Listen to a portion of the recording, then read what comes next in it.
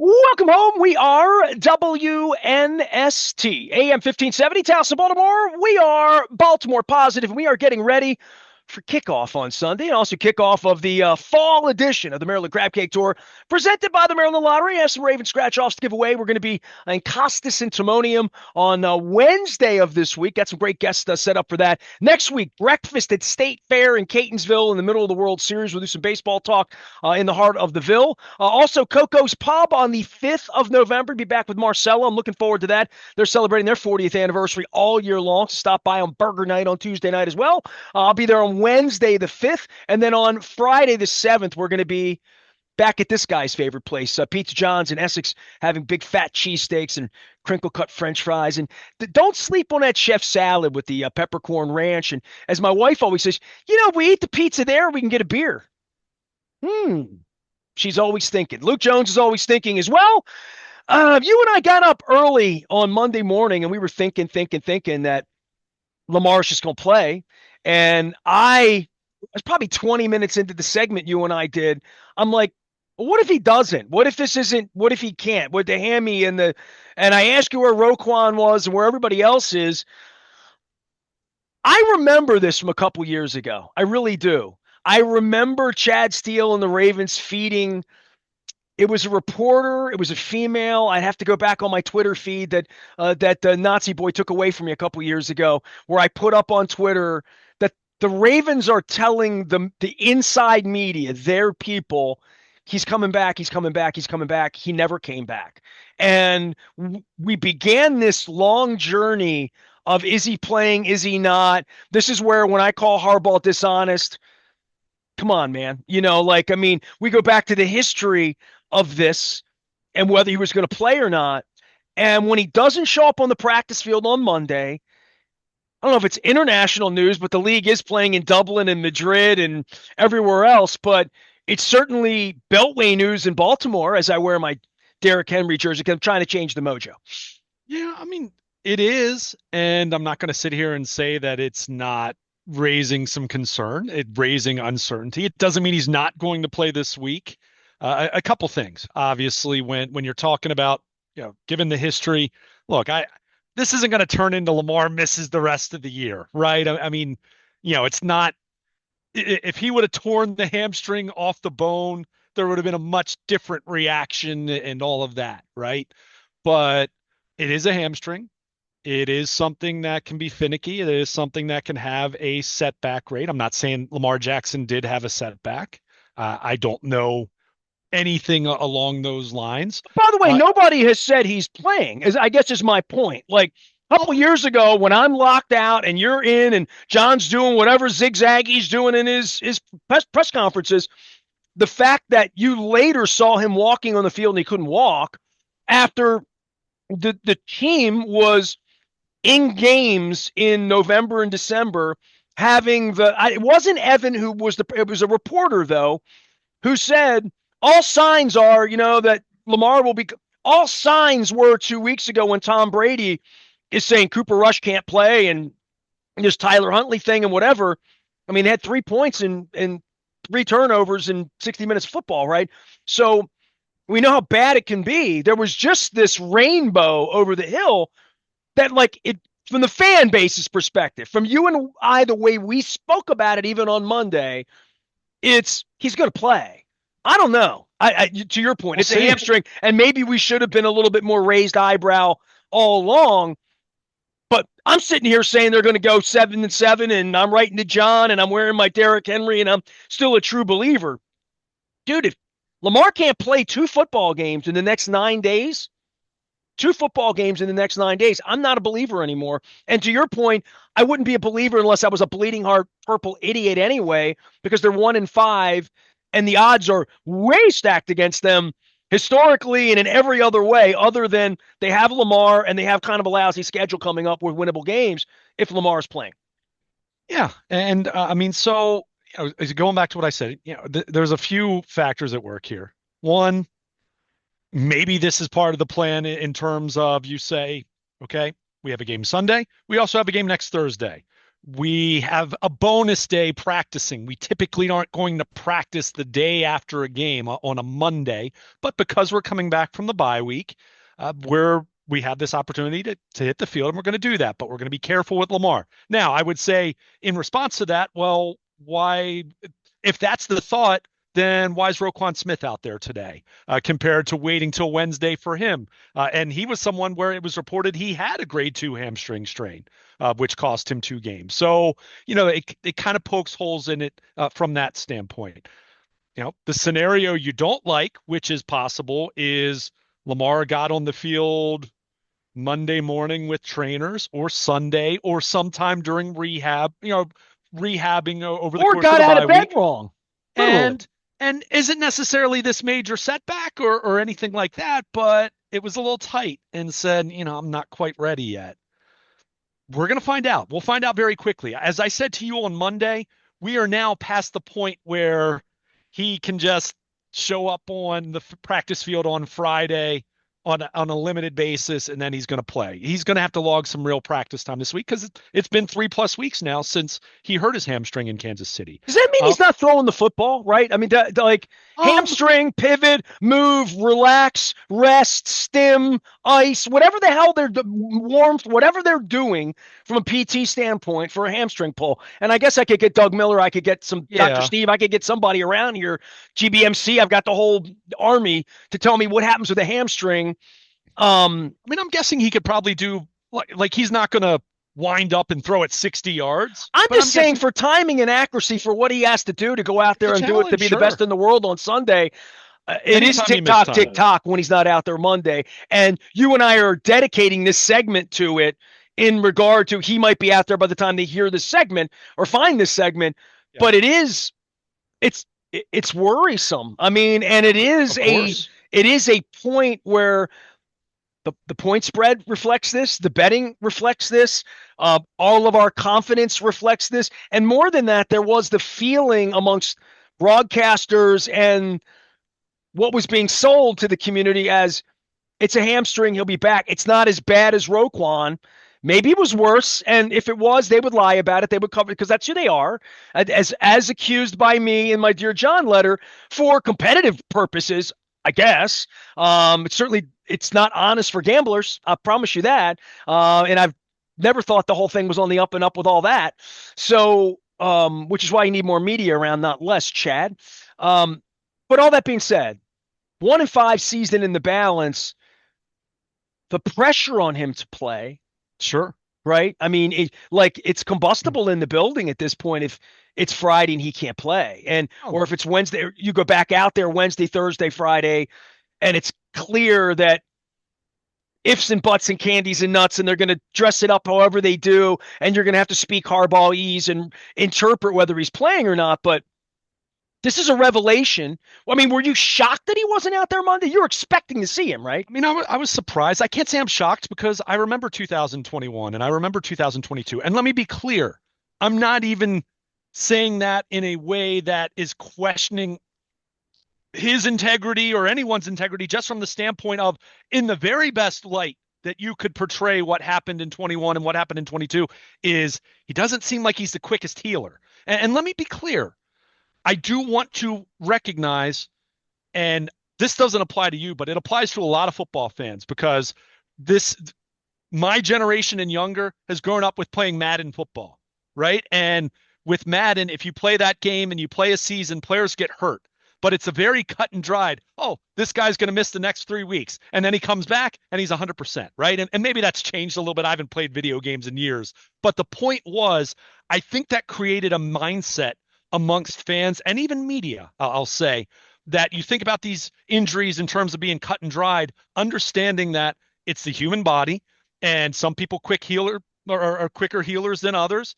And depending on everything else you do, your rehab, your diet, your sleep schedule, all those different things that any athlete has to be mindful of in terms of healing, it can vary. We've seen some people with a hamstring, they come back and play usually not the next week, but maybe the week after that.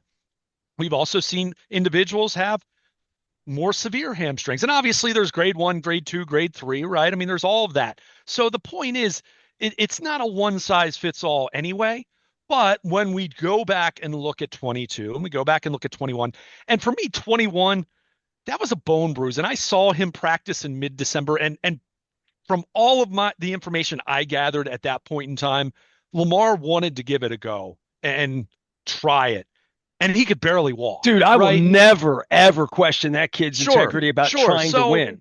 Right. Ever. So, and I'm not eating, but to be clear, what I'm spelling out here is not me doing that either. But the point is, there is gray area when you're talking about these injuries. And that's why I said to you at the time of the injury that I didn't expect to see him until after the bye week, because you looked at it through the lens of, if he's not going to play week 5, is he really going to be ready week 6? And as much as you don't want to lose those games, as much as you don't want to be 1-5, you don't want to be in a position where he has a setback and suddenly he's out 6 weeks and then your season is totally cooked.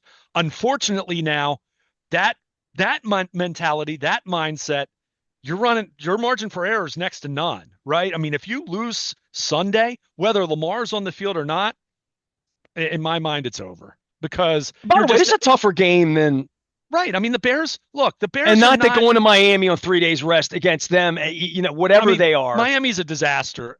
I mean, there's no, even if Lamar doesn't play, there's no excuse to lose to the Dolphins. That's how bad and how much of a disaster and how dysfunctional they are. But that's still next week's game. When you look at this, and okay, I don't think the Bears are this juggernaut. I don't think they're a great 4-2 team. However, they are a 4-2 team, and they ran the ball very well this past week.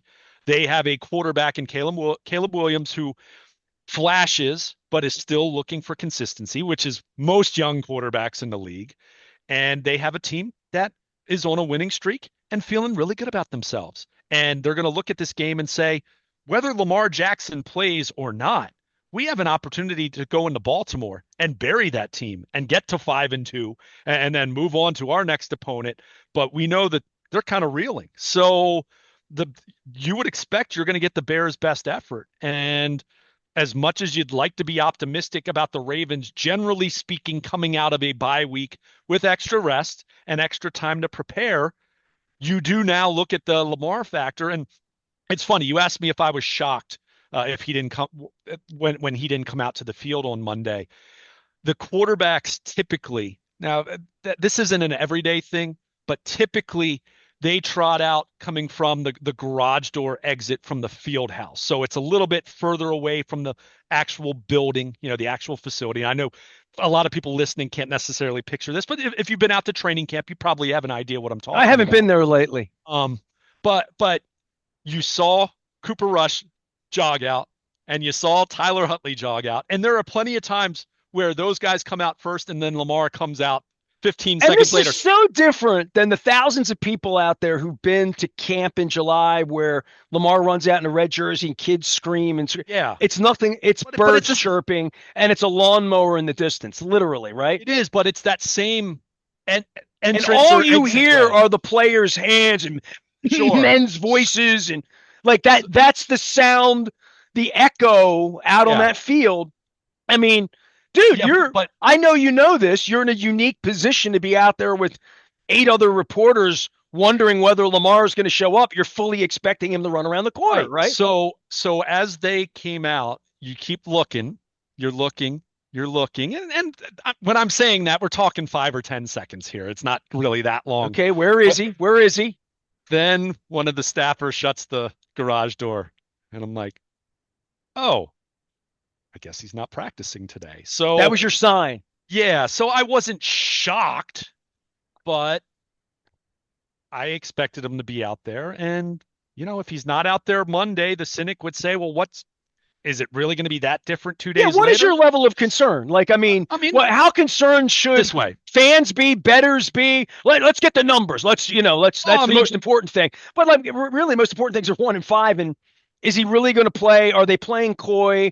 Are they resting him up? I don't know. I mean, if they were more transparent, I guess fine. But they're never more transparent. So they put us in this position to call them liars in many cases because they're not honest about this stuff. So we are forced to play this tea leaf game about whether he's going to play or not because John likes it that way. He thinks it's gamesmanship. Yeah, and look, I'm not going to dismiss the possibility of them being coy, but I think if anything, either this is he's not ready and the hamstring didn't respond quite as well to the treatment of the bye week and And that that extra doesn't mean he week. won't play on Sunday, on Right. Tuesday, Well, or and that's what I Monday was night, right. right? Well, I guess what I was presenting was more the scenario that maybe he's not ready, like, and maybe he's not going to play this week, or the training staff and those that have been really in the center of his rehab these last 3 weeks, and Lamar kind of looked at it and he's feeling pretty good.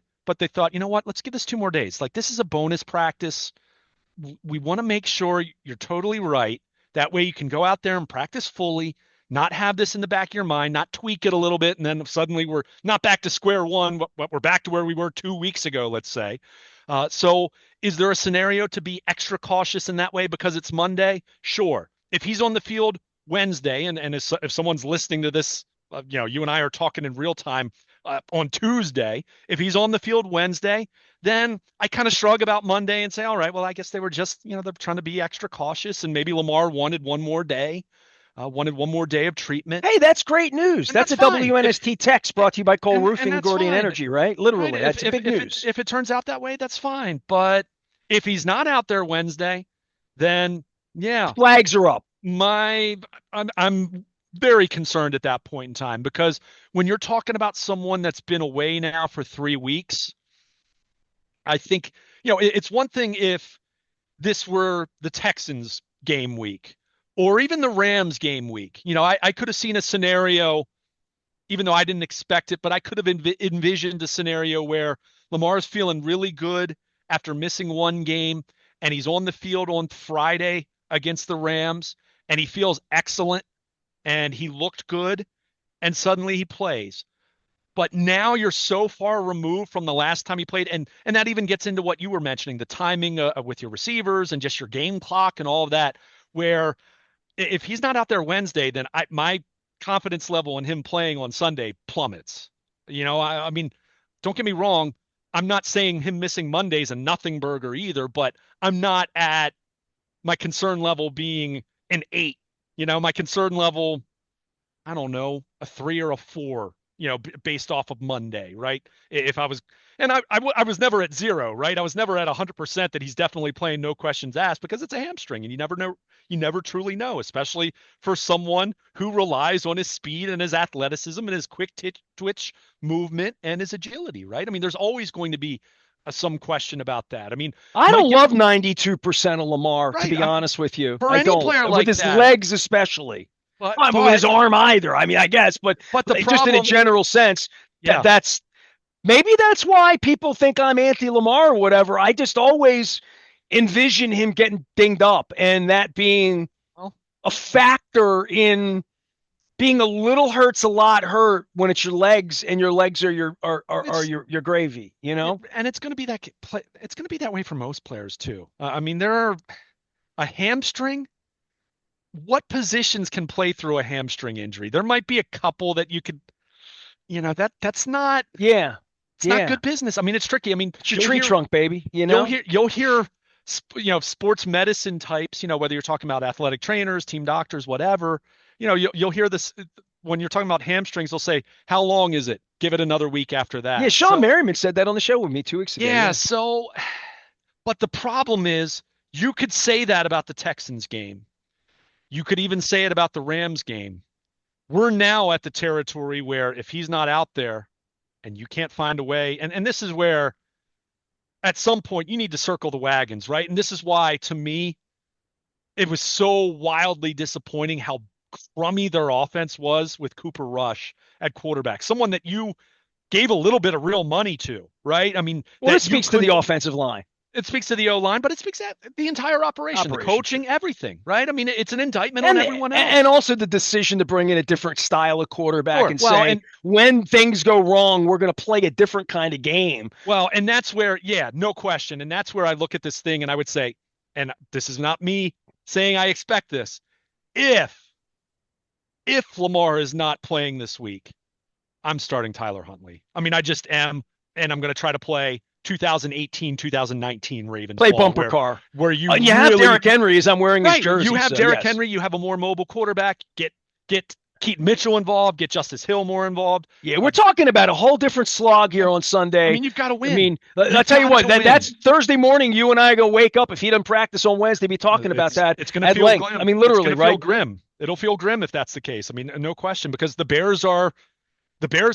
Again, I don't think the Bears are a great football team, but they're not. They're not a scrub. They're 4-2. I mean, they've got a way Well, better record than the Ravens. So you can't just roll the ball out with your backup quarterback and feel good about that. I mean, you just don't.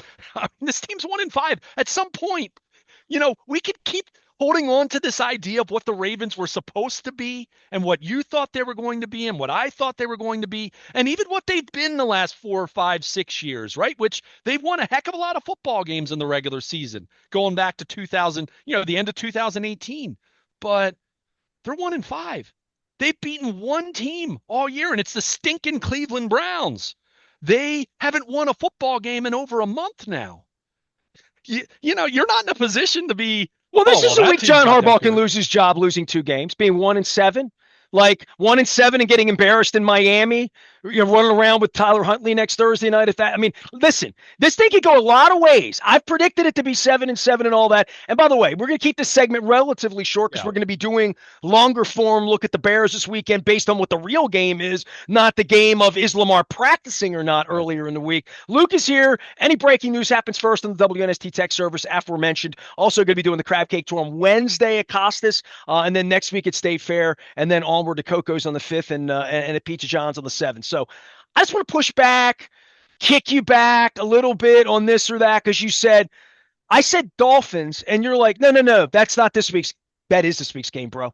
You know what I mean? And that has to be over the hill here. They can't win one and then lose the other. Sure. Lose one, win the like. They're at a point now where They have to win the, both. the Dolphins thing is on my mind because you and I aren't going to sit here for a long stretch of time next week and talk about it on Monday and Tuesday because boom, it's going to be here. And whether Lamar's upright, downright, in, out, Tyler Huntley, Cooper Rush, Joe Flacco, whatever, whatever they're going to do to Yeah. try to win these 2 football games, the next time you and I gather, with or without Lamar, they're going to have to cobble together 2 wins, not 1 win. And these games come back to back, and they are shotgun, and they are, which really speaks to what Flacco did against Pittsburgh last week Yeah. in regard to not even knowing guys' names. Yeah. I mean, it really is amazing. Like, it's an amazing story. I've been texting with his dad the last couple of days. And I would just say, for me, I mean, this is a perilous week for the franchise in regard to, as you and I sit here, we don't even know if Lamar can play. Well, and I think I made this point, but let me reiterate it in case I, went off on a tangent, which I'm apt to do. As we both are apt to yeah. do, which is why they love us so much. Why our numbers are up. But that's also why. That's another reason. If you're looking for the positives and why Lamar might not have been out there Monday, but it's not a big deal, and he's going to be on the field and practice this week and play, is you do think about that Miami game and you say 2 games in 5 days. That's a lot physically for any quarterback or any player, let alone someone who's coming back from a hamstring. Maybe that was, hey, let's err on the side of caution here. We don't need Lamar out there Monday. He's going to be out there Wednesday, Thursday, Friday. Maybe he'll be limited Wednesday, and then Thursday, Friday's full go, and then he's ready to go. Maybe that's the mentality. But and I did mention that because I said the devil's advocate to that in response is, okay, well, why is Roquan Smith out there then? Why is Chidobe Awuzie out there Monday then? If that's the mentality, those guys are older, or no, I guess Roquan's not, but those guys are, they've had multi-week hamstring injuries. So we're going to find out. I mean, we'll find out. And that's why I said, I mean, this isn't a week where there's much ambiguity. If he's not out there Wednesday, then I'm guessing he might not be playing then. Probably isn't playing then because we are far enough away from that injury where you would think he needs to have at least close to a full week of practice, right? I mean, this isn't, come out there one day, stand around, take a few snaps. Yeah, and they're not 9-2. And that's the other part here. Like, and that's why I don't think they were. I felt game 7 Monday. the other night. I felt all that urgency, Yeah. that sports urgency that you can't feel in Buffalo on opening night. You can't feel like the season's going down the crapper because it is a slow boil, right? Like, Yeah. you lose one, then you lose another, then you lose another. You're 1-3, then your quarterback's hurt, and then oh shit, like that. Then Yeah. we're here. Then And then then we're and the seasons could be over before we like have Halloween, right. literally. So and that's why I don't think they were being coy Monday. Like I mean Well, then that tells me that Lamar, that they're either real ginger with Lamar or I go back to this. They got to play 2 football games in 4 days. they've got to play well. Like they have to play like again to they're 1-5. Like their offense needs their quarterback out on the field in practice too, because their offense wasn't Well trending put. Well put. trending in a good direction. Even the last couple, the last 4 quarters of football they had played with Lamar. When you go back to late in that Detroit game and how they looked in Kansas City, right? This wasn't trending well. That's why I won't. So many national talking heads have just said the injuries, the injuries, the injuries. And sure, the injuries have been a big part of it, as they were for the Orioles in baseball season. But this wasn't moving in a good direction even before the injuries started happening. So that's where, yeah, you need your quarterback out there. And I would also say, if, to kind of poke holes in the idea that they're being coy on Monday, you're telling me that the other 52 guys on that roster and the 16 guys on the practice squad aren't getting an emotional lift whenever number 8 runs onto the practice field. So for him not to be out there Monday, again, if he practices Wednesday, fine, right? Then it's all systems go and you're ready to play and you got to go win 2 games in 5 days. But for the rest of those guys, if he's not out on the practice field, how deflating is that for them? Because as much as we talk about this from a fan and media perspective, as an outsider perspective, every single guy in that locker room is thinking the same thing. They know they can't win football games with Cooper Rush or Tyler Huntley week after week after week. They need number 8. That's why he's making $52 million. In the same way that the Chiefs would know they're screwed without Patrick Mahomes, the Bills know they're screwed without Josh Allen.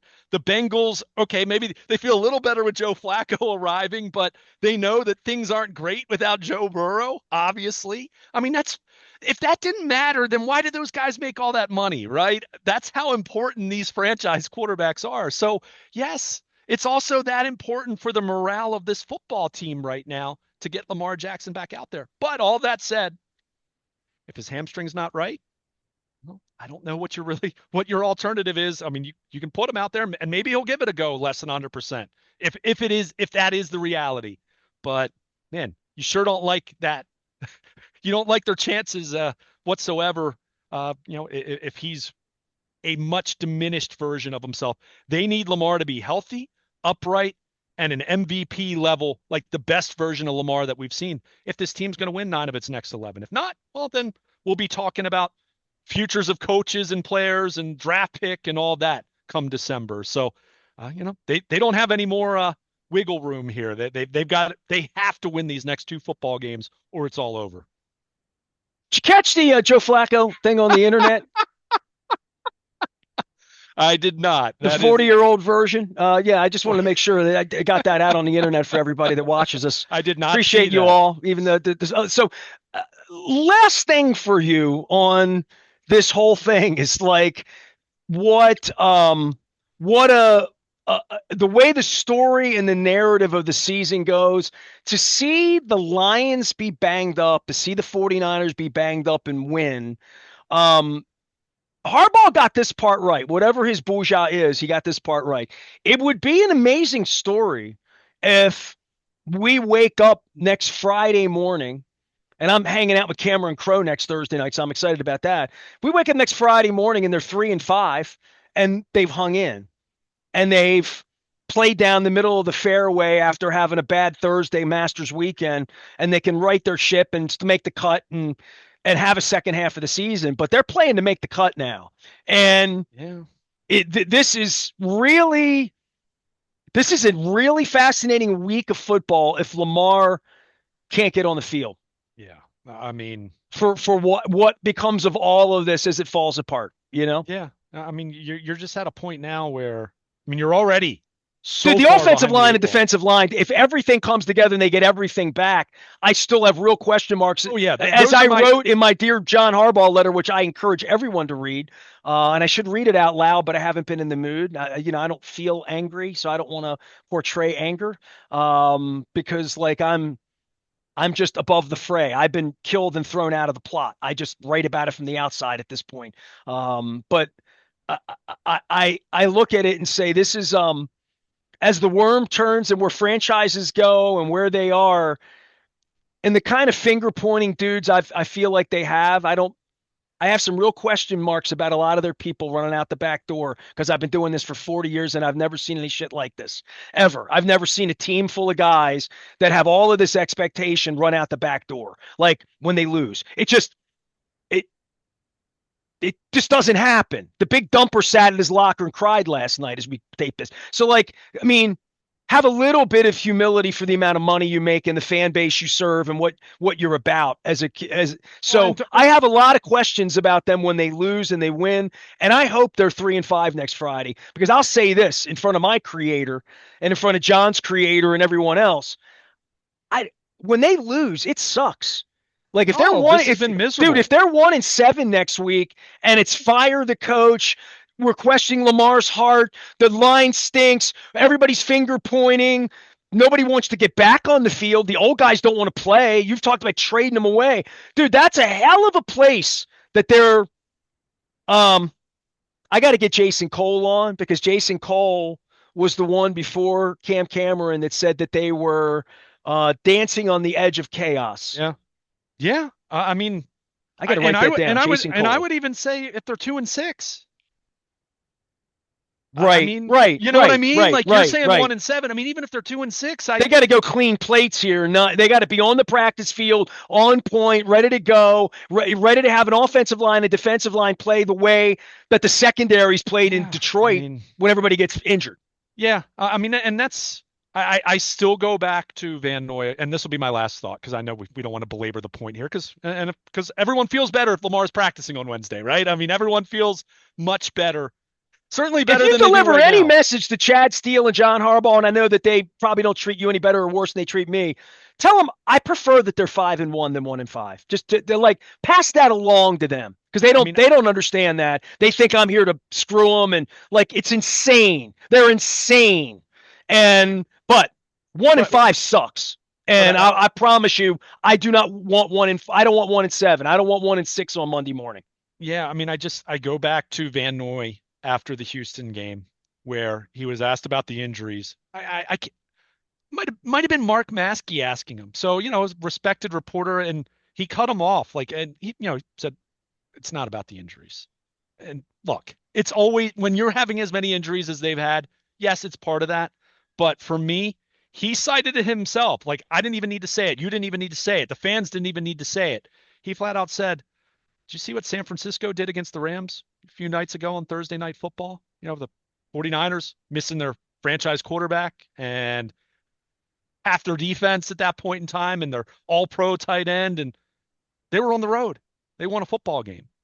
I mean, for all of the Lamar fans, and let me rephrase. I want to make sure I understand.